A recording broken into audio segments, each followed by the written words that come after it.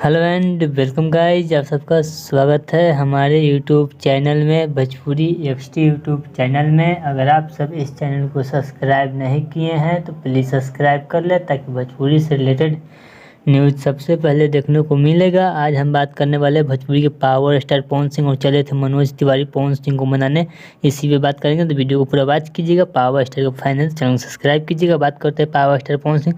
तो power star Pawan Singh एक interview के दौरान मनोज तिवारी के पवन सिंह कस के रगड़ दिए हैं, क्योंकि पवन सिंह के खिलाफ मनोज तिवारी बोले थे कि वह रास्ता भटक गया है, वह राष्ट्रवादी था लेकिन रास्ता तो कुछ भटक गया है, उसको फ़ोन करके समझाऊंगा। इसी के बयान पर पवन सिंह ने कस के एबीपी लाइव पर पवन सिंह रगड़ दिया है। अगर नहीं देखे हैं तो एबीपी लाइव पर जाकर देख सकते हैं पवन सिंह का इंटरव्यू। और इसमें पवन सिंह ये भी बोले हैं, मैं कभी वापस नहीं जा सकता, काराकाट से मैं चुनाव लड़ूंगा तो लड़ूंगा, काराकाट से ही लड़ूंगा। और खेसारी मेरा छोटा भाई है, वो भी प्रचार करेगा। और पवन सिंह का नामांकन 9 अप्रैल को है, पवन सिंह का नामांकन। वहाँ उसी दिन खेसारी लाल यादव भी जाएंगे पवन सिंह का चुनाव प्रचार करने।